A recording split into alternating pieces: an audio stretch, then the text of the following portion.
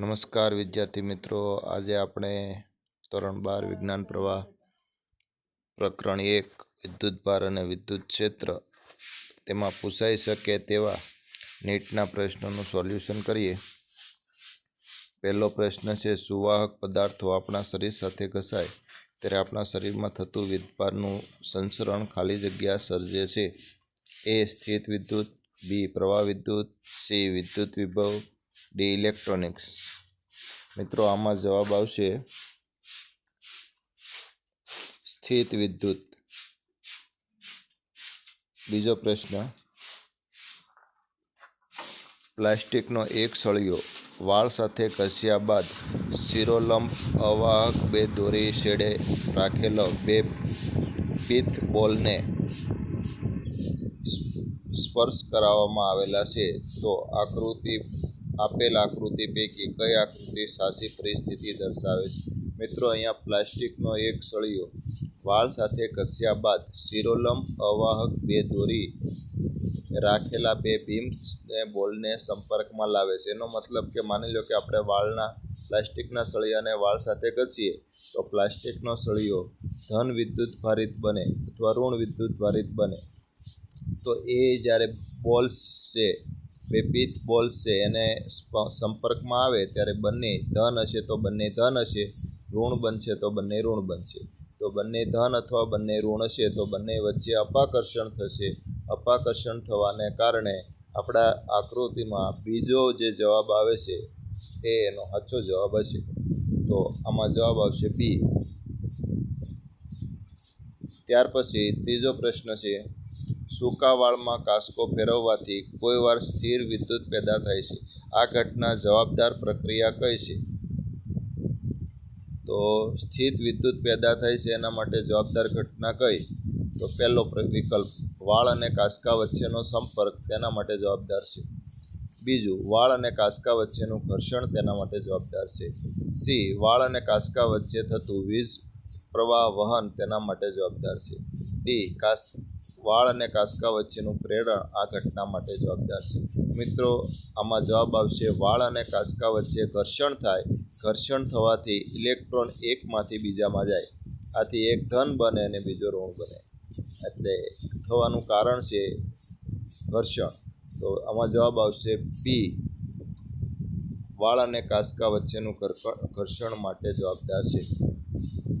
ત્યાર પછી ચોથો પ્રશ્ન છે, સામાન્ય રીતે જ્વલનશીલ તરલ પદાર્થો લઈ જતા વાહનોના પાછળ ધાતુની બનેલી સાંકળો જમીનને અડે તે રીતે લટકાવવામાં આવે છે.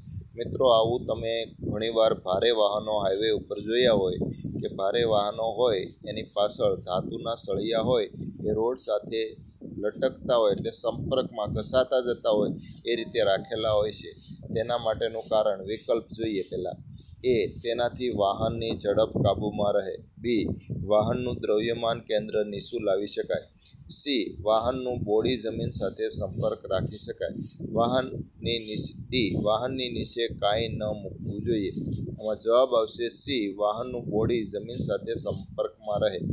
વાહનનું બોડી જમીન સાથે સંપર્કમાં રહે એટલે કોઈ પણ તિખારો થાય, ઇલેક્ટ્રોન ઉત્પન્ન થાય તો એ કોઈ પણ અર્થિંગ થાય, એ આગ લાગે એ પહેલાં જ જમીનમાં સંપર્ક હોવાથી જમીન બધા વિદ્યુત ભારને શોષી લે છે, એટલે સંપર્કમાં જ જતું રહે છે. અને વાહક સળિયા હોય જે ધાતુના બનેલા હોય, એટલે ધાતુ વાહક છે, એટલે કે એમાંથી જે પણ તિખારો થાય એ જલ્દી જમીનમાં જતા રહે છે, એટલે આગ લાગવાની સંભાવના ઓછી થઈ જાય છે. એટલા માટે શબ્દ વાપર્યો છે જ્વલનશીલ તરલ પદાર્થોને લઈ જતા વાહનો.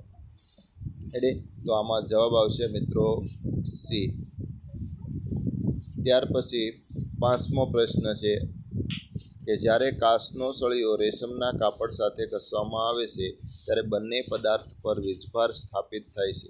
આ હકીકત વિદ્યુત ભારના સંરક્ષણનું નિયમોનું અનુમોદન કરે છે, કારણ કે બંને પદાર્થ પર રહેલો વીજભાર એકબીજાના આકર્ષણ બળ લગાડે છે.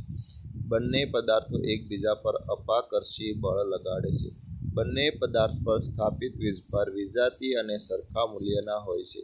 બંને પદાર્થ પર વીજભાર વિશે કંઈ જ કહી શકાય નહીં. તો એમાં પહેલો વિકલ્પ છે કે બંને પદાર્થ પર રહેલો વીજભાર એકબીજાને આકર્ષણ બળ લગાડે. આકર્ષણ બળ બંને પદાર્થો છે આકર્ષણ બળ લગાડે છે એ સાચું છે, બરાબર. પછી બીજો બી, બંને પદાર્થો એકબીજાને અપાકર્ષી બળ લગાડે, એ ખોટું છે.